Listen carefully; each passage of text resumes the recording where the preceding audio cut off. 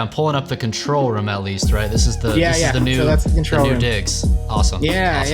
yeah. That's 2 desks in. We have 3 desks in there. It just looks incredible, though. Isn't it crazy? Right? Yeah. It has changed. Like for me, even like go to one of the when the graphics pop up. That's where you can really see the HDR kind of like come to life. There, I was in it. This is what I'm called to do.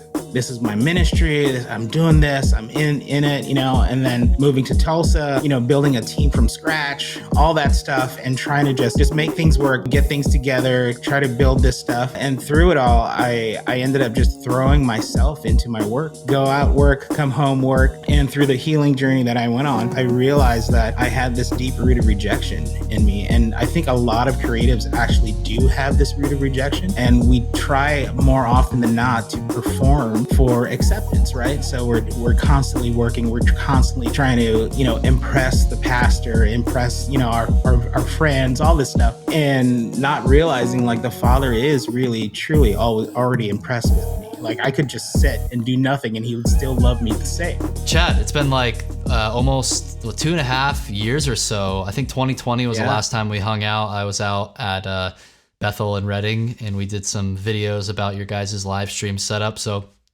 give me an update, man. I know it's been a pretty wild few years with a transition to another church.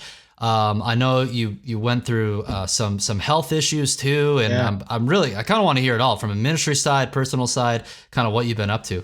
It's been too long, my friend. I basically since the last time we met, ended up moving to Tulsa, Oklahoma, and being a part of Transformation Church here with Pastor Mike Todd.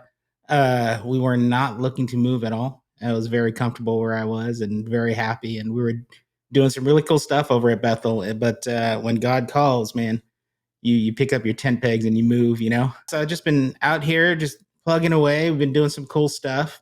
I ended up basically getting sick at the last half of 2021. Ended up getting COVID pneumonia. Had pneumonia before that, and ended up getting COVID while I had pneumonia, and kind of just like made things even worse. Ended up hospitalized twice, to make a long story short. Basically had to go on a recovery. By the time I got back from getting healing and all that stuff, and recovering from symptoms of long COVID, it was about 8 months. So I was pretty much out of the game, as people would say, for about 8 months. But through that, there was tons of growth and healing that came about that I don't think that I would have ever stopped to really do for myself. If it was, like there was always that thing where like, hey, maybe I should go to counseling for this. Oh yeah, I can put it off, or, I need to get healthier, and all that stuff. And so basically, God took me on this journey of just getting sick and having to really put aside everything. And so now we're here today. Just opened up a brand new broadcast suite, which was 2.5 years in the making. So that's exciting. So dang, 2.5 years. Cause I remember I was talking to you and Jeremy a bit about coming out and doing a tour, and you guys are like, it'll be ready this date. And then it just kind of like kept getting pushed back and back. So before we even dive into some of the technical stuff that we geek out about, like, I mean, I've been on some of my own journey too about just trying to make a bigger priority about health. But, what are some, now that you can kind of look back over the past 2 years and in hindsight and just, and over your professional career in general, like what type of advice would you give a lot of us folks who are in the worship production world? We're really passionate about our roles, but it's easy to let that kind of distract us from the more fundamental aspects of just being healthy as human beings outside of our profession. So, I don't know if you have that much time to process it or think through it, but what type of advice are you tending to give people now about this? I would say like the biggest thing is you matter most of all. So like I was in it for the sake of the call, right? I was in it. This is what I'm called to do. This is my ministry. I'm doing this. I'm in it, and then moving to Tulsa, building a team from scratch, all that stuff, and trying to just make things work, get things together, try to build this stuff. And through it all, I ended up just throwing myself into my work so much so that I was even, my wife and I had a great marriage, and but we were still just like after a while, it's like I'd come home, I'd be working, go out work, come home work. We'd spend time, do date night every once in a while, and slowly but surely we're like, man, something's missing, Um, and through the healing journey that I went on, with counseling and all this stuff, I realized that I had this deep root of rejection in me. And I think a lot of creatives actually do have this root of rejection. And we try more often than not to perform for acceptance, right? So we're constantly working, we're constantly trying to impress the pastor, impress our friends, all this stuff, and not realizing like the father is really truly already impressed with me. Like I could just sit and do nothing and he would still love me the same. I think one of the biggest things is really, as a creative people within the church, is making sure that we're actually focusing on ourselves and our family truly first, and not worrying about getting to a spot. It took me a while too to get to a spot where I'm actually like, you know what, my job really does come second. Like that's it. If I'm at a place in my life today that I can comfortably say that if things at Transformation were to ever get back to that way, but not by my choice, like if they constantly, hey, you need to be here at this time and we're going to do shoots, like, we're going to do it all night, all day kind of thing. And, you can't spend time with your family. This is a blackout date. You can't take time off. Things. If it ever got to that point, like for me, I'm at a place now where I would just quit within seconds, within a heartbeat, because I know that for me now, it's my family does truly come first. And I'm also knowing that because I'm putting my family first, that even if I had to quit, like the Lord would provide. Like he would definitely provide for everything because I would actually be putting my family first. So that I think that's one of the biggest, I guess, lessons I took away from being sick and taking 8 months off and kind of disappearing for I think four and a half of those months, um, and really getting to a spot where, okay, Lord, you still love me above all else. It's not by my works, it's not by anything else. It's just I am already worthy of your love, and you accept me. So yeah, I think that is probably right now the mountain that I stand up on is put yourself and your family first, and I mean everything, right? So physically, I started working out. Once I was able to work out again and actually move, I just started going out. I was staying at a farm in Washington State, so I started going out on the farm and just walking laps around the property. And then slowly but surely getting back into the gym. And now, like, pretty much almost every day, I'd probably say every once in a while, I'll skip like 1 or 2 days. But 5 days out of the week, I'm actually in the gym at 5 a.m. every morning. I found for me that just helps me think, helps me start my day. And so I'm actually in doing the physical portion of that, my physical health, really just to so I can be a better dad, be a better husband, be there for my family. I get to play with my son more because I'm not like winded or tired, and then the emotional health part, go get counseling, go and talk to people, do some therapy. For me, EMDR therapy was really key to unlocking tools that helps me fight rejection in my life. And there would be times when I'd be texting somebody before previously, and they wouldn't text me back, and I'd be texting Pastor Mike and he wouldn't text me back, and I'd be there and be like, oh man, am I getting fired? Does he not like me? Mm. Is this, is this a bad sign? He's, oh man, he probably doesn't like me. He probably, and so within that, now I actually have the tools where there are times when I feel that, because you never get rid of rejection. You just have tools that you can help fight it, And so for me, it's like, no, I know I'm loved, I'm wanted, I'm needed, I'm worthy. And so kind of going on that emotional health journey of getting therapy, getting counseling, and talking to people on a weekly basis. I have a couple of quote unquote life coaches that I talk to every week, and just helping me along the journey. And And yeah, I think that's pretty much the main two things right now that I'm really just like physical health, emotional health. I mean, obviously spiritual health, right?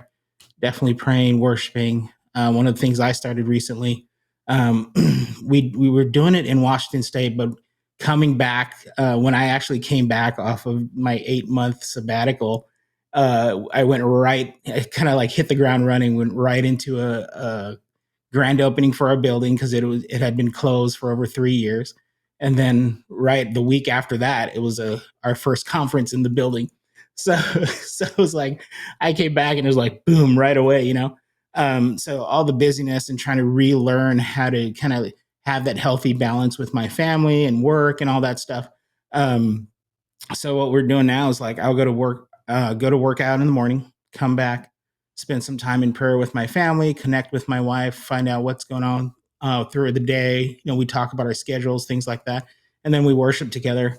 And that for me has helped really shifted me also for like when those times that I do feel like that small prick of rejection come in from things that happen at work or people that I talk to, things like that.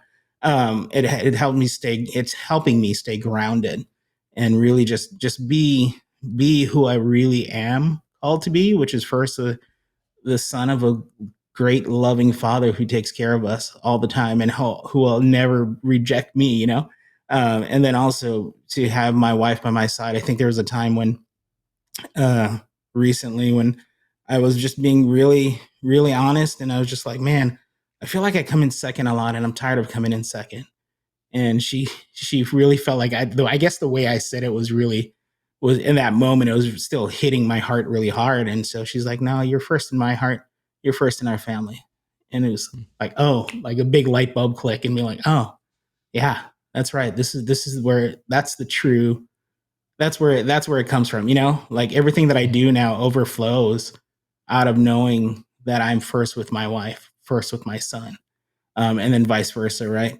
So yeah, sorry, it's a long answer, but that's pretty much where I'm at right now. I'll just let you talk all day, man. That's golden insight and advice. A lot of these things, I mean, man, so many things you mentioned. Well, one of them being you got to this point where, yeah, you sort of had to have this forced lifestyle change if you're gonna at all have sustainability to what you do. And a piece of that is what's you were able to have to do with what's in your control in terms of like what's my daily routine going to be like and the discipline that I'm going to put into place to, just be a healthy person. Right. And it's important too. I think a lot of us, when you talk about being spiritually healthy versus emotionally versus physically, it is all intertwined because it's all like we're one being. And I know for me, I'm not particularly motivated to spend time in God's word if I feel physically way too tired or just like a piece of poo, right? Like it's Yeah. like No, that's totally. why I'm way more motivated to do that when I'm like in check physically. Like, okay, yeah, like I could be present in the word and Yeah. in prayer or could do that quiet time. And there's just like they're all like so much intertwined. And that's why I obviously I do think there's a lot of emphasis in worship in production leader space of like, oh yeah, like make sure you're spiritually healthy, and we kind of just leave it at that. We don't talk Right. about how a lot of it also is related to these other things. So I like Yeah. hearing about like what that looks like for your own personal disciplines and habits. There's a good book out there called Atomic Habits where Yeah. it's more about focusing on what are the little daily habits and routines I know I can do, like that's within my control, that's going to result in these bigger goals. Like you don't just focus on the goal of like I want to be a healthy person or I want to be physically healthy. You're like, Right. no, I want to go to the gym and put in X amount of steps every day on a treadmill, or lift X amount every couple days or something like that. By doing that, that's what is going to actually have you hit the goal. Or same thing Yeah. spiritually. It's like I want to make sure with my wife I have like a date night every week, or Right. I want to spend X amount of time in God's word. And then like by doing those little atomic habits, that's what actually results in those goals. The other thing I was going to ask you is like, how have things been at the church where you're in one of the fastest growing churches. You guys are just doing a lot. Has as an organizational at an organizational level, what's kind of being done from even I'd say leadership above you to ensure that you're like you said earlier, it's like, hey, if they're gonna start telling me I have to work like nonstop and get back to Yeah. this place of unhealth, I'm gonna quit. And you're pretty transparent about that, right? So like, what are they doing to make sure that it doesn't get to that place, yet still kind of aim for the stars when it comes to the just the level you guys are doing things at and the amount of people you're reaching. So how do Yeah. they strike that balance? A lot of it is one, constant communication. We're constantly talking to each other about, hey, does this work with your schedule? Does it work with your family?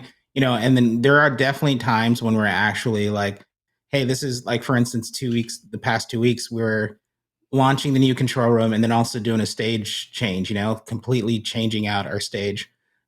So it's communication way beforehand that says, hey, we're going to be having to work this many hours throughout that week. So like get your family ready, get, things ready, get, prepare all that stuff. But then also at the same time, in the back end, it's really like, hey, if you do need a day, because this is, again, family comes first with us. If you do need a day, just let us know and you can take that day. You know, there's things that they put into place for PTO, things like that. There's a lot of amazing stuff, and even like going back to the emotional health part, like they definitely help us with counseling and all this stuff. They provide those tools for us so that we can actually be not just better employees, but honestly just better people in general. So yeah, it's a lot of communication and making sure that when I first got here, they would tell us this, right? And I would be like, oh, that's cool, never thinking that I would actually have to like cash in on that, right? And then when I got sick, I was trying so hard to come back to work because, I'm a man trying to provide for my family. I got to make sure that I'm getting better so that I can provide for them. If not, how do I make a living? I could barely even talk for 10 minutes at a time. And it was like, man, like if I can't talk, that's pretty much my job. What else am I going to do? And so I was trying to come back, and the Lord was basically saying, hey, no, I need you to take time and heal. When I actually made the decision to do so, we did a call, and it was with Jeremy and Pastor Charles. And I said, hey, I am not well enough to come back right now, and I need time. I need at least 3 to 6 months, I think, or it was 6 to 8 months, something like that, to actually heal. Like I need this time off. And Pastor Charles looked at me and he's like, Chad, he goes, we wouldn't be transformation. And he stopped and he's like, we actually wouldn't be the church if if we weren't true to our word and put you and your family first. Because there were conversations at times prior to that where even Pastor Charles would go like, Chad, if we have to stream a replay of our service for the next month so that you can be with your family on Sundays, we will do that. Like, so there it is very much a privilege to be on staff here at Transformation, just because of the fact that they do care about your actual well-being, and actually care about your family, and your family really does come first. But it's also, again, it's a church, it's an organization. So, it takes communication. Like I cannot just assume that they know what I'm going through, start getting short with them or things like that, and without communicating. So I have to make sure that I'm constantly communicating with them, like, hey, this week's feeling a little hard, with our one-on-ones. When I have my one-on-ones, it's like, hey, it's feeling a little tough right now. I might have to take a day, Yeah, so that's how it's constant communication. And they do provide really great tools for us. And like, we even have like mental health days when we can actually just say, you know what, I would actually be unproductive if I came in today. And so they give us a few days a year that we can still get paid and just take a mental health day. So it's really cool. Yeah. Yeah.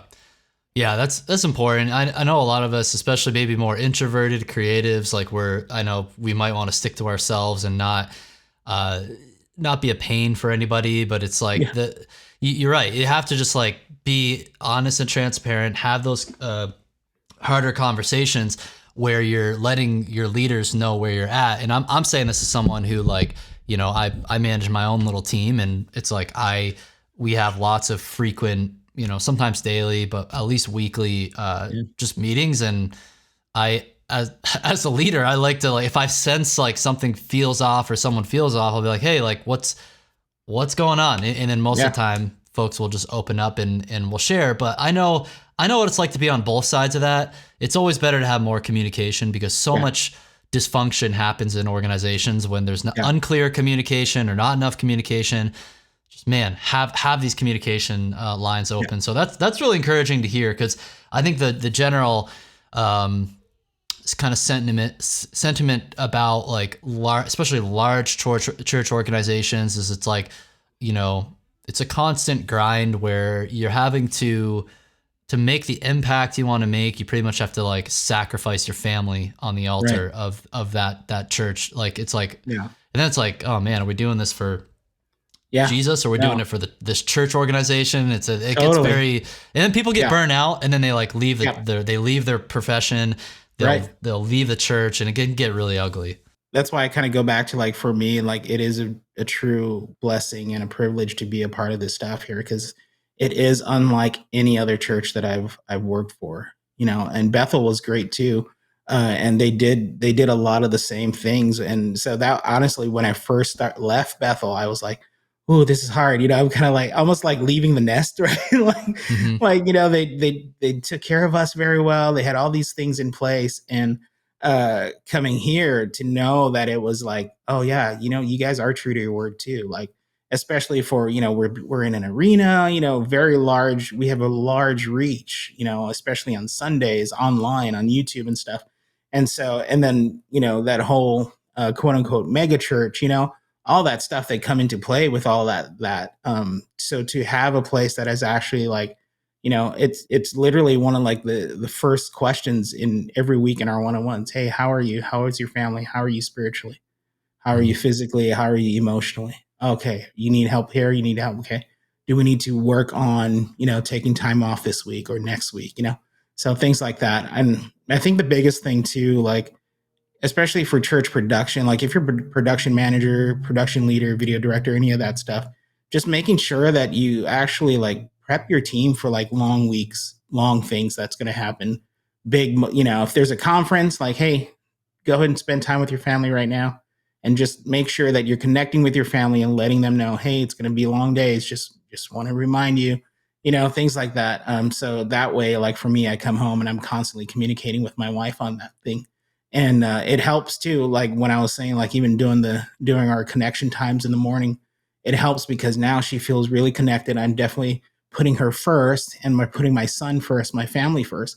So they're feeling that, like, oh, okay, it's okay, like, yeah, okay, as long as we get you in the morning, that kind of a deal, kind of. Yeah, and that's the responsibility of like just being a good leader who can think ahead for your team, even when they might not be thinking ahead for themselves, and just being aware Right. of like, oh, big project coming up, big Christmas or Easter things coming up. Like, and this is again why it's so important. We drilled down on this a lot with our Churchfront content and with our own coaching that we do. It's like, as a worship production leader, the more you plan, the more you can get ahead, the more margin, breathing room you're going to have in your calendar, not just for yourself, but also for your team.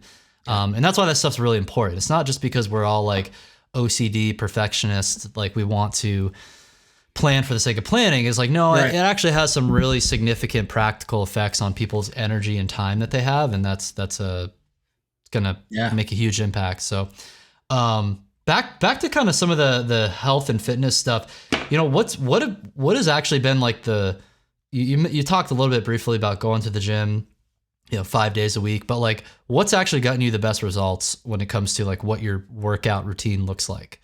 Yeah, it's weird because everybody has a different way. Like for me, I've actually lost most of my weight by walking. I do at least 2 to 3 miles a day Yep. on the treadmill, and slowly but surely, I'm implementing some weights and things like that, and just doing. And for me, like I have other friends and people on staff that are doing it a lot harder, faster. They're losing weight more and all that stuff, and for me, I constantly remind myself, it's like, no, this is for me, and I'm in the long game with this.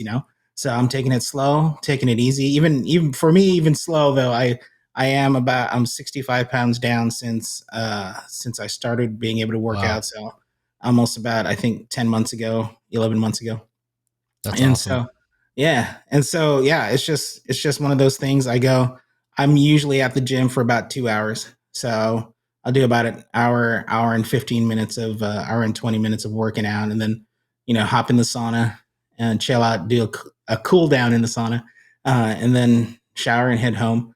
But yeah, it's for me, it's more just walking. And a lot of it too is that I found that's my time for prayer. That's my time where I'm either listening to podcasts or listening to prayer, listening to the Bible for a little bit, and hopping into a podcast on, whether that's, for me, I'm constantly learning. So whether that's Churchfront stuff or for, any other, production related stuff, or even just emotional health podcasts, things like that. And really just like dialing down. And that's my me time, That's why a lot of times I end up spending that long in the gym, just because like I'm constantly listening. And as long as I'm listening to it, and there's still a couple of minutes on, I might as well work out. So, it helps me work out. So I love it. I am 110% on board of the walking fitness plan, because that's worked. It's worked for me too. I was about halfway through 2022, July 2022. I saw a picture of myself like with my wife at the beach, and I'm like, holy smokes! I think yeah, I definitely put on the COVID more than 19 yeah, pounds. It was yeah, like, just way too much. And I was like, I gotta start doing this. And I went down the YouTube rabbit hole, and I'm like, okay, I want a workout plan that is so simple and just so repeatable and easy. Again, back to like the atomic habits thing. And that's where I discovered the whole walking idea of like, oh wait, you can just walk and yeah, lose weight. yeah. No, I'm like, totally, yeah. yeah, So obviously pairing it with keeping an eye on your calorie consumption. yeah, That's yes, about, it's like kind of definitely, twofold, right? Of yeah, like you really, eat, yeah, for me it's probably around 1,500-ish calories a day is kind of like what I aim for. And then if I can walk 2 to 3 miles yeah, as well, that's yeah. what That's that's the what helped biggest. me be down. I think about 25 Nice. pounds. Depending on the week, I might, I probably Yeah, fluctuate between 170 down to 165 or somewhere in there. nice. But it's been a huge difference. It's just like, I don't know, like I really, I Yeah. feel lighter. It's amazing Uh-huh. how much easier body weight Sure. exercises become when you're not carrying around that extra weight. Yeah. But energy's better. Yeah. A lot of the similar things that you've been experiencing as well. So, Oh, completely. Yeah. Yeah, I do. That's why I do make the sacrifice. It's at 4 a.m. I'm there at the gym on Sunday. And I hmm, realized even this past Sunday, so yesterday, I I didn't end up being able to go. I had this allergies are huge around this time in Oklahoma. So hmm, I couldn't sleep because of my allergies and all this stuff. So I was like, wow, I'm just gonna sleep in. I'll go to work. And I had a horrible time at work. Like it was good. The hmm, service went great. But inside I was like, man, I'm tired. I don't, I feel, and I completely know the difference now. Like, oh, that's part of my routine. I actually have to get in and work out. It helps yep. open up my brain. It helps open up my creativity and all these things. And yeah, calorie deficit has been the biggest thing for me. So if you guys are listening, just look up on YouTube walking to lose weight and calorie deficit dieting. Yeah. There's a Yeah. whole, I mean, you don't have to go like get shredded or whatever Right. overnight, Yeah. but Totally.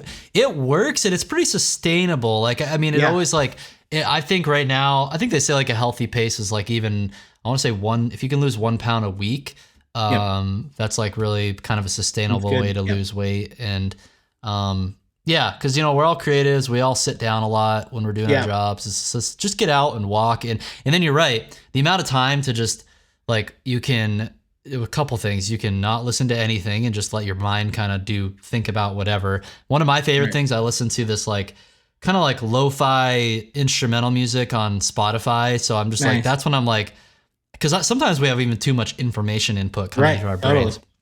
Or yeah, or for me it's also same deal, like podcasts I like listening to, or um just I don't know, I probably spend too much time scrolling Twitter even when I'm on the treadmill. But um But yeah, it's just like such a game changer when it comes It to is. health and fitness. So before we continue on with the video, I want to tell you about our sponsor, the Churchfront Live Conference. It's a 2-day conference with keynotes and breakout sessions on topics like worship tech, worship theology, musicianship, and leadership. It is a great way to network with other like-minded ministry leaders in the Churchfront community. The sooner you purchase your Churchfront Live tickets, the greater the discount you will get with the early bird discount code. So head on over to churchfrontlive.com, use that early bird discount code at checkout, and I look forward to seeing you at the conference. Now let's get back to the video. Let's pivot to just what you guys been up to with transformation. So you have this brand new facility. This was this a new building, a new construction building they just built, like the arena? No, so the arena was there.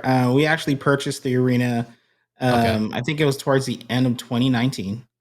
Okay. They did like a whole grand opening. So it used to be like a basketball farm team, like a local kind of, Oh, arena okay. that Yep. was built for a basketball farm team. So they went in for a conference, and at the end, the last night of the conference, Pastor Mike's like, God's saying, I don't think we can leave here. Well, can we be in here this next weekend? And then so they rented out the place for that weekend. And then, long story short, basically, they ended up purchasing the building. They did like a few Sundays in the building, and then this shutdown happened. So Oh COVID man. hit, everything went, and so within that time, in 2020, they were like, well, we got this building. Let's start renovating. There's a ton of stuff that they were like they wanted to change and all that. And so they started renovating.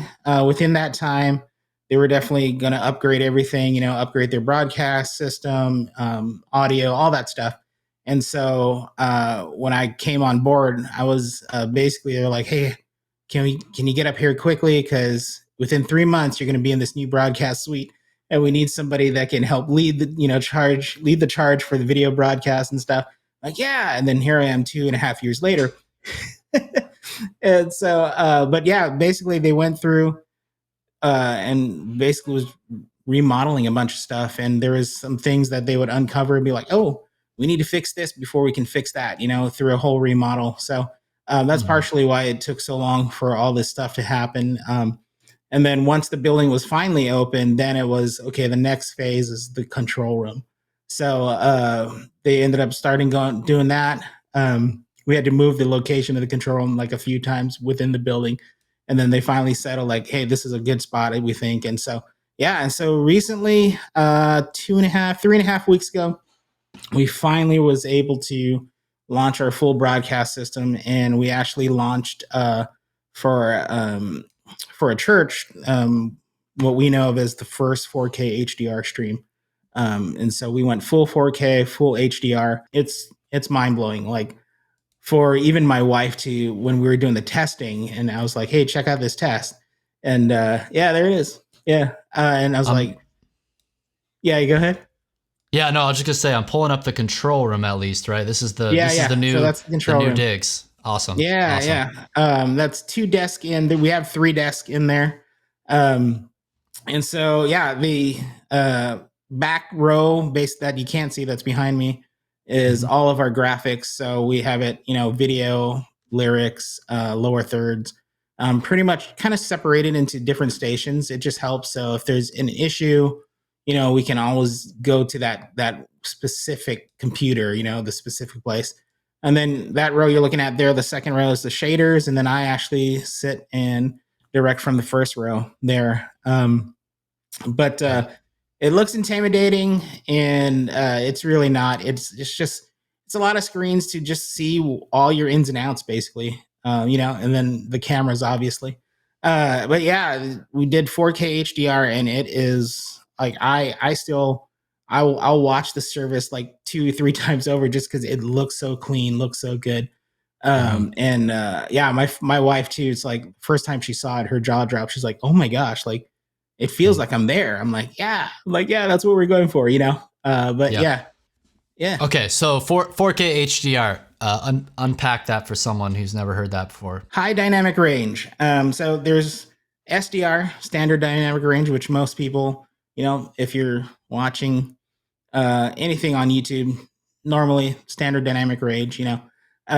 Basically, it's taking a bunch of HDR is taking a bunch of different exposures, putting them together, highlighting the highlights, and highlighting. I will say highlighting again, but all the black levels and things like that. So your blacks, your colors are richer, your blacks are richer.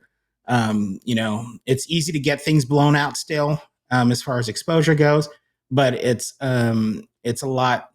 It's easy to get it blown out, but also a lot easier to kind of control, your highlights and things like that of that nature. But it just creates this more realistic look to it. People, some of my buddies laugh at me because they're like, I'm telling them it creates a more realistic look, but I'm still shooting in 24.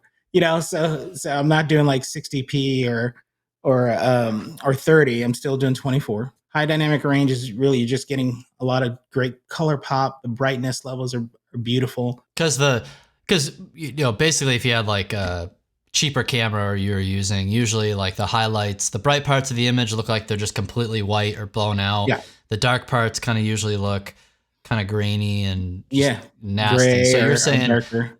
you're just getting like those like true blacks. You're getting the bright parts of the image, but you could still see the detail of it. It's not just like a all washed out, basically. Right. Yeah. Pretty much. Yeah. Yep.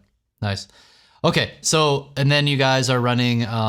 Did you go with the Panasonic cameras? So we were before, prior to me getting sick. We were all Panasonic there, and when I was out, basically, they decided to upgrade to Sony. So we're at all Sony house. Okay, nice. So we have a mixture of Sony F5500s, Sony, I think it's P35. I think I keep forgetting that one. So our Skycam has a smaller body 4K, but the sensor on there is still a 2/3 sensor, a broadcast sensor, and then the F55s handhelds. Our handhelds are actually Sony Venice, so that's crazy too. Sony Venice system is it's a phenomenal system because it's definitely heavy. So what we do is we have it on a backpack system with Sony has this Rialto. They call it the Rialto system, which basically disconnects the sensor from the body, and then through a cable. Basically, you have a cable connected to the body, and the sensor you're actually holding in your hand. So we have a cage around the sensor with the lens, and then that kind of eases off the weight. So they kind of look like ghosts. They look like Ghostbusters walking around. But that's awesome. Yeah, but it's really cool. It's a really cool system. Full frame. The image quality it's. I think a lot of it really helped us with the HDR thing was just having that camera system, having full frame, having really great sensors to actually work with. So yeah, because you have then a total. If I'm looking at your multi views, is that like 16 cameras? Like how more than that? Yeah, so we have a total of 15 cameras in house, and then 2 cameras for our pre and post show that we do. So we'll do a pre-show before the service starts, and then after the service, we'll go into like a post-show. And so there's 2 cameras there in a separate studio that we built out. And but for worship, it's 15 cameras total. Incredible.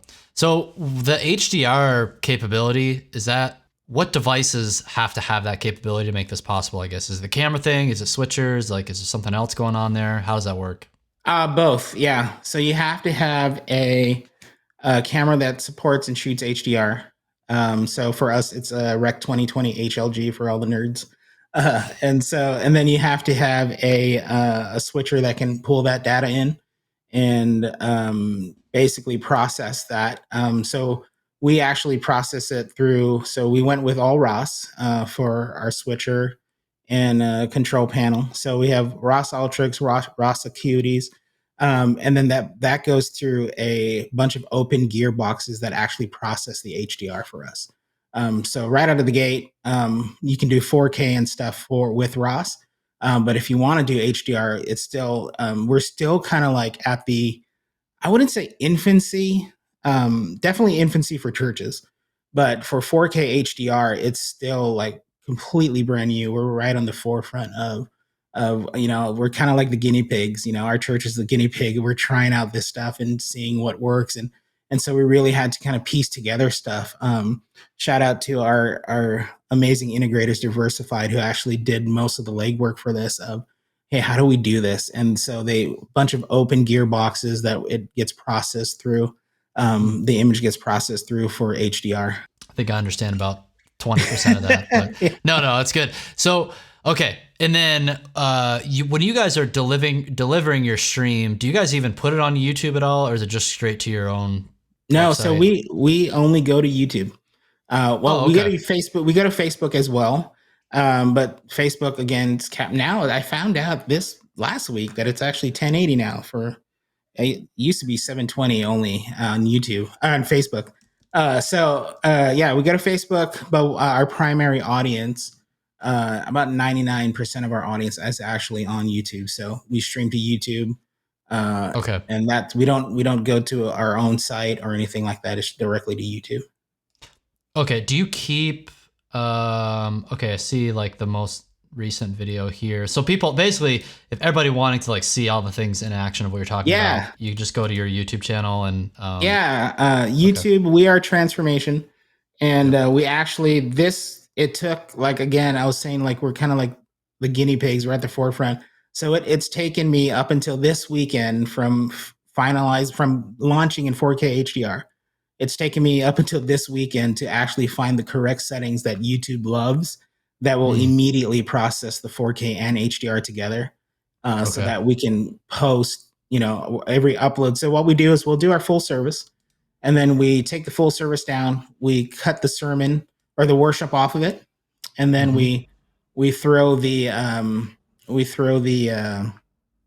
sermon up, and when we upload it, we just upload the sermon. So when we upload the sermon, now we can actually upload it in 4K HDR because I was able to really get the correct Yeah. settings. Yeah, tons of it. Okay, got it. So right now I'm not seeing a streamed video. This is like the actual Yeah, what you that's guys that's upload. Okay. yep, that's from yesterday. I mean, that You'll looks see it. it just looks incredible though. Isn't it crazy? It's, Right? Yeah. It oh it man. it, it has changed. Like for me, even like yeah, go to one of the graphics. When the Uh graphics pop up, that's where you can really see the HDR kind of like come to life there. okay. Oh yeah, like the lower thirds, you mean? Yeah, Oh yeah. Oh my word. isn't Yeah. that crazy? I don't even really know like how to describe why it looks so much better. Obviously the 4K, Right. so that it looks super sharp, but then Yeah. it's just this idea of like it's like I'm literally like these graphics looks like I have like a piece of paper in front of me in real life that I'm looking at, or just like the way it, yeah, it just maintains that original like fidelity of the image. It's Yeah. just crazy, man. I didn't, and also I did not realize. Okay, wait, so this one right here, that's not a handheld, so that's just it looks like that was on a That's our jib. tripod. Yeah. That Oh, was that our was a that was jib. our Okay, jib. Yeah. okay, but that's not the like these are all broadcast cameras, like this Yeah. shot and okay. And Yeah. then the handhelds, are those just during the worship portion? Yeah, Like that's just in this? worship. Yeah. Eventually we're gonna like we do have a transformation worship page. We're getting ready to release an album soon. I don't know when we will, but we actually recorded that uh last fall. So November. No, it was October. We actually recorded it in October, so we'll have an album coming out. That Nice. was a fun project too, because that was the first time we actually used the Sony cameras. But then we Yep. used that with our existing. We had a Constellation, so we were laughing because one of my cameras cost 10 times more than the Constellation, and we were still streaming through the Constellation and using the Constellation. Wait, so why does the color look so different here? Do you see this? Yeah, so it depends on the monitor. So not all monitors can pull the HDR. So Okay, I was what it's because YouTube does, I'm using a yeah, cheap monitor. yeah. So on the cog wheel on the settings wheel there, it's probably just saying 4K and not HDR. But if you Oh go to yeah. like if you go to your laptop, your phone, iPad, things like that, those all automatically get recognized by YouTube as HDR monitors, Okay. Okay. and they end up pulling it into HDR. So that's been also like again like the things we're learning. Like trying to do we iris? Do we control our brightness for HDR or do we control our brightness for non HDR monitors? So we're still trying to work out like how do we find that happy place. Last week I was like, hey, let's just do it for the monitors that aren't HDR. And then I noticed when we went to upload the HDR version, it was just completely dark. So this we tried to come into like Oh, we tried to find that happy medium this week. I think we got to a decent place, but there's just tons of still just like fine tuning over and over. So okay. Here we go. I got it now. So now I do see it. It says it's okay. So everybody can see down here. It says HDR yep. 4K. Dang. Okay. Wow. So then if I go, yeah, it's funny because like on my non HDR monitor, it looked like it was like a weird LUT was applied to it or Uh huh. something like that. Yeah. Yeah. Wow, that's funny. I know Will from when he was at Red Rocks Church Oh in wow. Colorado. Nice. Yeah, small world. That's awesome. Him and my wife were interns in the same like Oh, that's cool. for the same year, and then residents, and then he went up there. So yeah, it's funny. Uh Even right now, I can see like I have the video on both monitors, and yeah, huh. it's like You can see the the difference. Isn't that the crazy? cheap. Oh yeah, I mean again, it looks literally like you just in Final Cut I put the wrong LUT on something and it Right. just gets Right. Yeah. crazy. Yeah. But you're right. Okay, so basically like like nicer desktop screens, like the newer desktop screen or sorry, laptop screens. Yeah. If you had an HDR TV, if you had Yep. a phone, that's where you Phone, really see the tablet. Yeah. yep. Yeah. And that was the Right. main thing too. Like I had to go back and actually look into the actual stats, right? Like how many people are actually watching in just a regular computer, that may not have an HDR monitor. And so Yeah. we had to actually go with like, okay, so do we kind of meet down the middle, or are we actually going to go full on HDR? Let's just expose for that. And then when we're in it, how many people will actually know the difference? And we actually I haven't heard of anybody so far that has complained about it being looking weird on their standard SDR monitors and things like that. Mhm. So yeah, so Okay. we're still trying to find that happy place, but I think we're close. Dude, that's like gonna be one of the biggest LED walls in a church right It's there. fun, Like yeah, yeah. how wide is that thing? It's fairly wide. Well, hold on, I can get you the. I had a photo the other day that I posted with the actual pixels for it. And then I'm looking back at I can see some of these handheld shots here.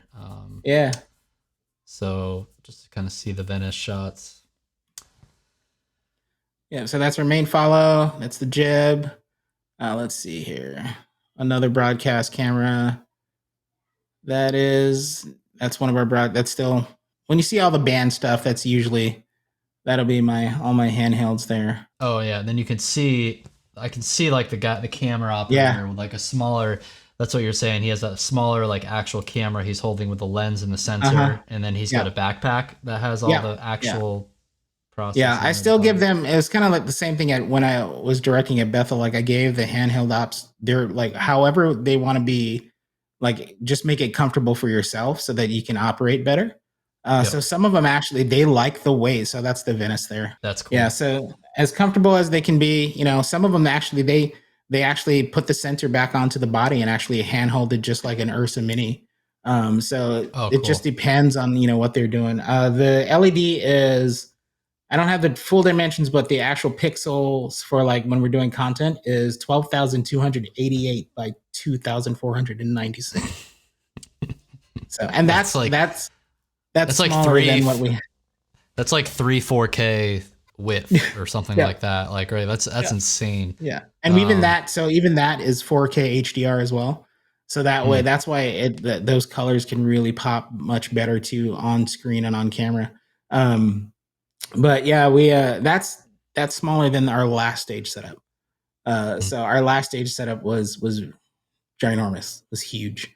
So this yeah. this night this stage actually feels really nice and intimate, even though it's in an arena. So I really like it. There could have been some design changes. I think we could have just to kind of make it feel a little bit better, but I do.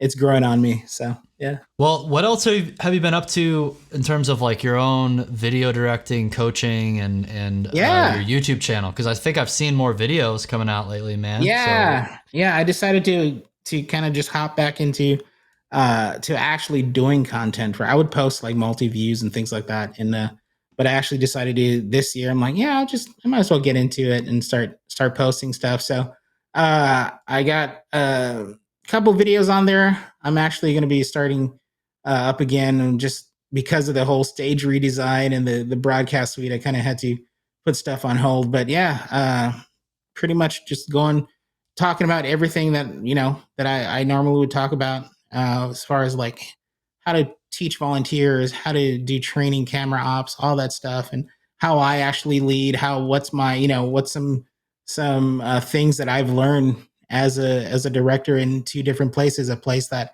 pretty much had a team that was already going for it, versus coming to a place that didn't really have a team and having to actually utilize um, kind of do a whole switch from actually utilizing staff cam ops at Bethel to now utilizing 99% of it is actually volunteers.